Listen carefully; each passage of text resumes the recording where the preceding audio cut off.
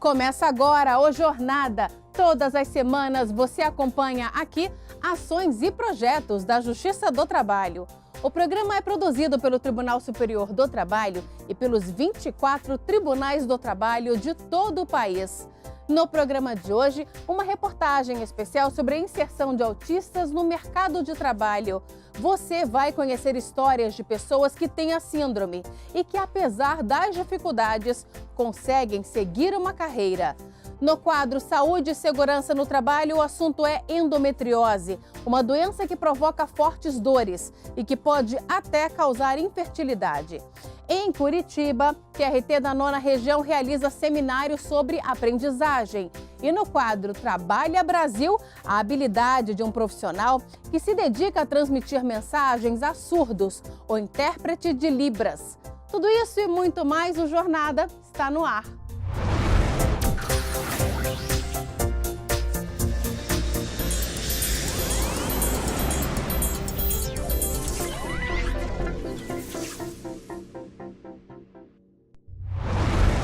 O autismo é um transtorno que se caracteriza por déficits na comunicação e na interação social, que influenciam o comportamento da pessoa que tem a síndrome. Não há cura para o autismo, mas dependendo do grau, a pessoa consegue ter uma vida normal e inclusive seguir uma carreira profissional. Na reportagem especial de hoje, vamos conhecer histórias de pessoas que têm a doença e que conseguiram sucesso profissional. Acompanhe. Há um ano, Kayan, que tem 28 anos, trabalha no setor de logística em uma empresa distribuidora de material médico hospitalar em Brasília. A responsabilidade dele é etiquetar os produtos. Ele confere a validade, verifica se estão estocados de maneira correta. O trabalho é mecânico e exige atenção. Ter foco na atividade é uma das habilidades do rapaz que é autista. Ele costuma ser bem detalhista no que faz e isso, para a função, é essencial. Segundo o Kayan, a equipe gosta do serviço dele e, quando é necessário, cobra mais empenho. Elogiam, né? Mas também falam assim, tem que se esforçar mais, eu vou lá, se esforço mais. Mas é legal, é legal. A empolgação de Kayan tem um motivo especial. É o primeiro emprego dele. A contratação foi feita pelo modelo Jovem Aprendiz. Ele tem carteira assinada e trabalha com muita alegria. O autismo de Kayan foi identificado aos 2 anos de idade por Solange, que é a mãe dele. Ela o adotou quando ainda era bebê e não sabia que ele tinha um distúrbio. Foi Solange quem estimulou o ingresso dele no mercado de trabalho. Eles atuam na mesma empresa, mas em setores diferentes. Ela o ajudou a se inscrever em um programa de estágio e, quando soube da vaga na empresa, encaminhou o currículo do filho.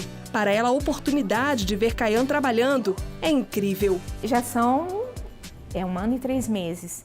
Não tenha dúvida nenhuma que eu sempre busquei isso para ele, mas porque ele mostrava que ele também queria isso e tinha a possibilidade de assumir. E ele assume isso com muita responsabilidade, com muito amor, com muito carinho. Aqui para ele realmente, ele se sente, é uma outra casa, é como se ele estivesse num ambiente totalmente familiar. Segundo o chefe de Kayan, é a primeira vez que a empresa contrata um autista. A adaptação foi uma novidade para todos. A inclusão de uma pessoa com deficiência na empresa é quebrar os próprios preconceitos dentro de cada um dos funcionários. Então você vai saber lidar melhor com o próximo. A maneira carinhosa e inclusiva como Kayan foi introduzido no ambiente de trabalho o torna comunicativo, mas pessoas com autismo geralmente têm dificuldade de interação social. O psiquiatra Tiago Blanco Vieira explica que problemas de comportamento e de comunicação são comuns na vida de um autista, que apresenta, por exemplo, prejuízo no desenvolvimento da linguagem. O transtorno do espectro autista, como o próprio nome diz, recebe a nomenclatura de transtorno, porque nós ainda não conhecemos exatamente qual é a etiologia do fenômeno psicopatológico. Existe uma hipótese muito forte de que isso se deva a fenômenos genéticos, mas nós ainda não temos um mapeamento muito claro disso, por isso que nós não nomeamos como doença. Ainda segundo o psiquiatra, a síndrome pode apresentar níveis diferentes do transtorno. Alguém que tem um atraso na fala, mas que consegue adquirir a fala e consegue comunicar-se e que tem um prejuízo na interação, mas que isso não interfere ou impede que conviva com outras pessoas, recebe uma qualificação como leve. Quadros moderados e graves são quadros em que a pessoa tem um prejuízo muito grande na capacidade de estar com outras pessoas, de entender o que outras pessoas estão sentindo ou pensando, e que por isso tem uma grande resistência, uma grande dificuldade no convívio habitual, seja domiciliar ou seja fora do ambiente doméstico. Aproximadamente 1% da população do mundo, ou uma em cada 68 crianças, apresenta algum transtorno do espectro do autismo, segundo a Organização das Nações Unidas. Geralmente, o transtorno é descoberto nos primeiros anos de vida, mas tem gente que fica sabendo que tem autismo depois de grande. Foi assim com Jorge Luiz. Ele descobriu a síndrome há 2 anos, já com 30 anos de idade, após passar por um quadro de depressão. Segundo Jorge Luiz, depois de ter sido aprovado em um concurso público para atuar em uma instituição financeira, ele foi trabalhar em uma agência bancária. No local, ele sentia dificuldade de compreender algumas orientações dadas pelos chefes e levava muito tempo para entender o que os gestores pediam para ele fazer. Isso acontecia porque, para quem tem autismo, assimilar o ponto de vista de outras pessoas e até identificar expressões como tristeza ou felicidade nos outros são tarefas que exigem mais esforço. Mas tudo mudou quando soube que tinha autismo. Receber o diagnóstico, na verdade, foi uma das experiências mais libertadoras da minha vida. De novo, porque ele não é uma notícia ruim. Ele não é uma notícia ruim porque ele não muda nada do que eu já era. Ele explica. Em termos de começar a entender por que eu passava por algumas coisas, como me cuidar melhor com relação a algumas coisas, foi fantástico. Interagir socialmente é um desafio para Jorge Luiz. Essa dificuldade é uma característica de quem tem autismo. Para ele, receber o diagnóstico foi muito importante para melhorar o relacionamento no ambiente de trabalho. Após o laudo médico, ele foi transferido de setor, saiu da agência bancária e as metas no trabalho passaram a ser atingidas com mais facilidade. Agora eu estou com tarefas ainda mais específicas para o que eu consigo, para a minha forma de trabalhar. Eu tenho mais liberdade para a minha forma de trabalhar. Facilitou o relacionamento com os colegas, facilitou a adaptação depois quando eu mudei de dependência, mudei a agência onde eu estava. Então, trabalhando com outra equipe, mas facilitou dentro e fora do trabalho. O chefe de Jorge Luiz enaltece as habilidades do profissional, como, por exemplo, a percepção para identificar as dúvidas dos colegas e a facilidade de aprender os manuais institucionais da empresa. Devido a essa questão do autismo, ele presta atenção em tudo ao mesmo tempo, então, de acordo com os assuntos, ele já se aproxima das pessoas e já coloca soluções. Então, no dia a dia, promove soluções para as pessoas. É bem interessante o trabalho dele, tem nos ajudado bastante. Como ele escuta muito as pessoas, como ele estuda muito, ele é muito detalhista, então ele pega as normas e praticamente decora as normas. Então, ele serve até de auxílio para os colegas. Então, é um trabalho que tem nos surpreendido a cada dia. O bom desempenho de autistas no mercado de trabalho, segundo o presidente do Movimento Orgulho Autista do Brasil, Fernando Cota, reforça que é possível alcançar produtividade com a inclusão. Nesse sentido, ele defende a criação de mais políticas públicas que fomentem oportunidades de trabalho para quem tem autismo. Os exemplos que nós temos em que as pessoas foram incluídas, elas trabalham muito bem. Elas trabalham como qualquer outras pessoas. Elas têm um foco muito maior, às vezes, do que as pessoas que não têm autismo, por exemplo.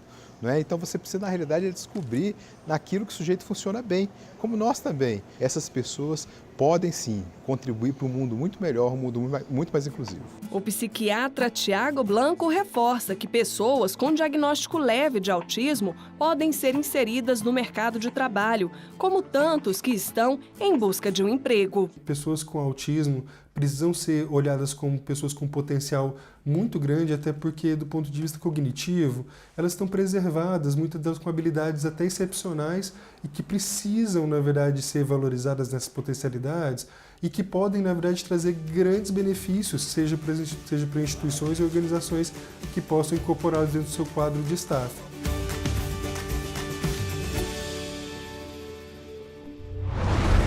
No próximo bloco, no quadro Saúde e Segurança no Trabalho, nós vamos falar sobre a endometriose.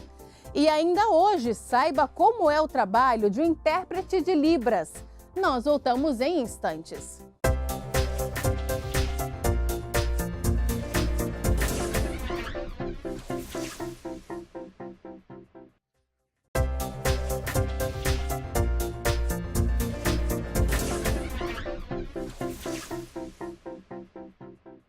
Vamos saber mais sobre a atuação da Justiça do Trabalho no JT em Ação. O TRT da 12ª Região promoveu o concurso de desenho Trabalho Infantil Não é Brinquedo, em parceria com a Associação dos Magistrados do Trabalho da 12ª Região. A rotina das crianças que estudam e a das que trabalham e o contraste entre essas duas realidades foi tema das ilustrações vencedoras do concurso nos municípios de Blumenau, Criciúma e Xanxerê. Os vencedores receberam uma bicicleta, uma bolsa de estudos de inglês e uma caixa de lápis de cor. O TRT da 14ª Região participou da campanha Chega de Trabalho Infantil, na Escola Municipal João Afro Vieira, localizada na Vila Princesa, em Porto Velho, Rondônia. A campanha beneficiou 120 pessoas da comunidade, que abriga cerca de 400 famílias que vivem da coleta de lixo da capital. Durante o evento, a Justiça do Trabalho distribuiu gibis da Turma da Mônica que alertam de forma didática sobre o perigo do trabalho infantil, além de kits compostos por cadernos, quebra-cabeças, jogos de memória e cartilhas. O TRT da 18ª Região participou do evento Viva o Tempo de Brincar e Aprender, 2ª edição, coordenado pelo Fórum Goiano de Prevenção e Erradicação do Trabalho Infantil e Promoção da Aprendizagem. O evento contou com a distribuição de cadernos personalizados com informações importantes sobre as razões pelas quais as crianças não devem ter a obrigação de trabalhar. As famílias também receberam um lanche e participaram de brincadeiras. Uma doença que atinge as mulheres, causando dores fortes e frequentes. Eu estou falando da endometriose. Ela ocorre quando o endométrio, o tecido que reveste o útero, cresce para fora do órgão. Veja no quadro Saúde e Segurança no Trabalho de hoje. Analgésicos, chás, bolsas para compressa. Todos têm algo em comum: aliviar dores de mulheres que sofrem com cólicas mensalmente. Mas você sabia que quando essas dores são muito fortes e ocorrem com bastante frequência, isso pode ser sinal de algo mais sério? É bom a mulher ficar atenta e descobrir se não está com endometriose. A assessora parlamentar Graciele sofre com cólicas muito fortes desde criança, quando veio a primeira menstruação. Eu passava 2, 3 dias sem aula, porque estava com muita cólica, muito fluxo, anemia, então assim, era uma fraqueza. Às vezes as pessoas achavam que era uma frescura, porque eu não conseguia ir nem na educação física, não conseguia fazer exercício por conta disso. Ela já teve que faltar ao trabalho algumas vezes por causa dos sintomas. Nesses últimos 6 meses, o fluxo de sangramento e a dor aumentaram. Que a dor mesmo eu sinto há praticamente 1 ano e meio, uma dor todos os dias, que já virou uma dor crônica. Ainda no início desse ano, ela procurou um médico e descobriu que o mal-estar constante tem nome: endometriose. Durante o exame de toque, eu senti muita dor, ela já percebeu que tinha alguma coisa da endometriose, então pediu para fazer uma ressonância. E há 6, 8 meses atrás eu fiz essa ressonância e já foi diagnosticada a endometriose profunda, que é um estágio assim, bem avançado do quadro. Como o estágio da doença já está bem avançado, Graciele vai ter que passar por cirurgia. A gente achou melhor por conta das dores e da evolução, porque já está no intestino, tem aderência, né? Chama de aderência, está na bexiga, ureter. Então tem que ver se aumentou, se ainda está na mesma extensão de 6 meses atrás e se precisa mexer no intestino. A endometriose é uma doença caracterizada pela presença do endométrio, um tecido que reveste o interior do útero fora da cavidade uterina, ou seja, em outros órgãos da pelve, como as trompas, ovários, intestino e bexiga. Todos os meses, o endométrio fica mais espesso, para que um óvulo fecundado possa se implantar nele. Quando não há gravidez, esse endométrio que ficou maior descama e é expelido durante o ciclo menstrual. Em alguns casos, um pouco desse sangue migra no sentido oposto e cai nos ovários ou na cavidade abdominal, causando a lesão endometriótica. Existem diversas teorias sobre o que leva à endometriose, então isso é até difícil porque assim, você não tem como prevenir a endometriose, né?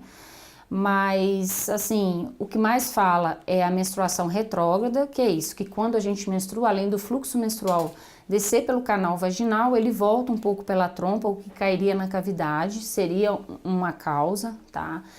Também fala em causas imunológicas, ou seja, a predisposição daquela mulher em desenvolver a endometriose, e sabe-se que há uma relação genética. A endometriose é dividida em 2 tipos. A superficial, quando há um comprometimento de até 2 milímetros no tecido, e a profunda, quando afeta mais de 2 milímetros. Geralmente, nesse caso, além dela estar comprometendo vários órgãos, ela geralmente já está formando estruturas maiores, que a gente chama nódulos, cistos, tá? E é essa endometriose profunda é que geralmente traz a infertilidade. Os principais sintomas são cólica intensa, alteração do fluxo menstrual e infertilidade. O que a gente tem visto é que muitas mulheres que vão procurar o serviço de reprodução humana, porque não estão conseguindo engravidar, é muito comum a endometriose estar presente. E às vezes é ali que ela descobre que ela tem endometriose também. A ginecologista explica ainda que a doença não tem cura, mas tem controle. O tratamento pode ser feito com medicamentos ou até mesmo com cirurgia. No tratamento clínico, a gente vai pensar o seguinte: se for uma endometriose leve, superficial, muitas vezes você vai controlar ali com um anti-inflamatório, analgésico, um anticoncepcional, tá? E na profunda também, mas muitas vezes partir para a cirurgia. E hoje também se fala muito do DIU, né? O DIU hormonal, que é o Mirena, ele vem assim como algo muito importante para controlar a doença. No próximo bloco, TRT do Paraná realiza seminário sobre aprendizagem. E no quadro Trabalha Brasil, as habilidades de um intérprete de Libras. Nós voltamos daqui a pouco.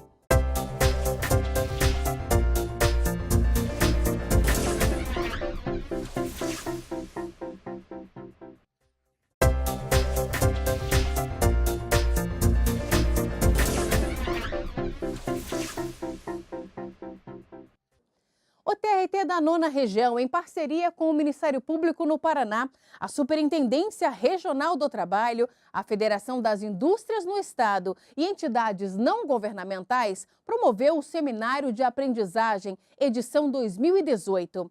O evento teve o objetivo de conscientizar empresários sobre a importância e os benefícios da aprendizagem. Veja só. O campus da indústria da FIEP foi sede do Seminário de Aprendizagem 2018.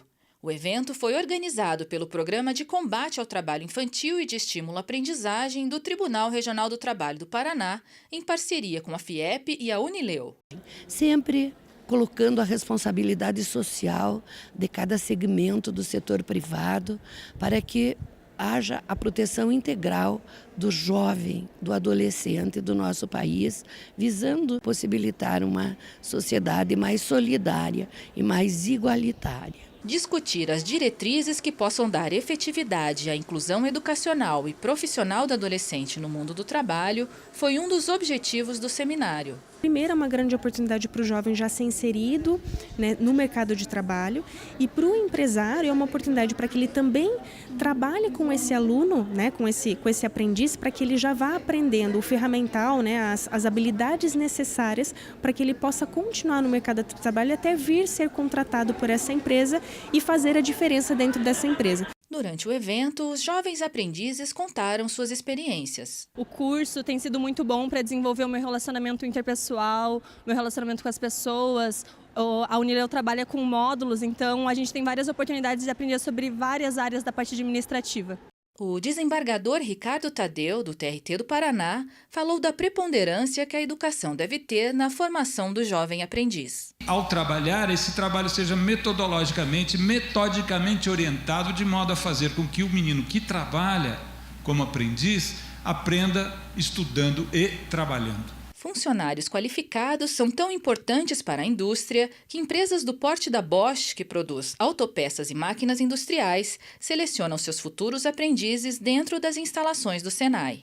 A entrada de novos colaboradores dessa nova geração, que vem com novas ideias, que vem com uma característica de busca de soluções de inovação, ao meu ver, é essencial para as empresas que quiserem realmente permanecer no mercado. Aproveitar essa força criativa do jovem nos seus quadros, no meu modo de ver, é algo essencial.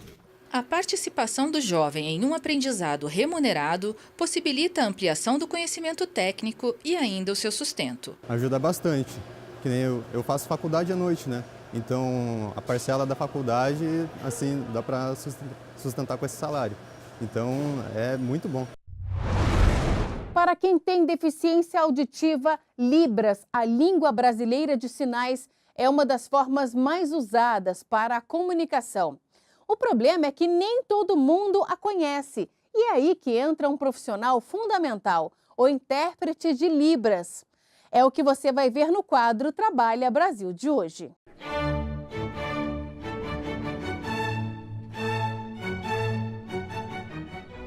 Imagine um mundo sem som, sem música, sem a buzina dos carros, dominado pelo silêncio. De acordo com a Organização Mundial da Saúde, essa é a realidade de mais de 28 milhões de pessoas só no Brasil. 14% da população brasileira tem algum tipo de surdez. O Pierre começou a se comunicar com surdos ainda na infância. Aprendeu a língua brasileira de sinais por necessidade, se comunicar com o irmão que é surdo. Eu cresci entre os surdos.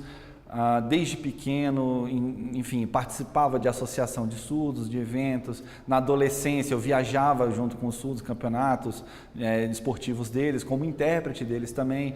Eu já interpretava informalmente, no caso, para várias situações em que os surdos me solicitavam desde garoto, né? Ele viu na comunicação por sinais a oportunidade de seguir uma carreira profissional.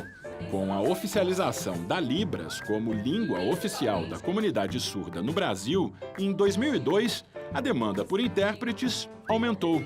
Que basicamente a minha geração de intérpretes, a gente capinou esse caminho todo, né?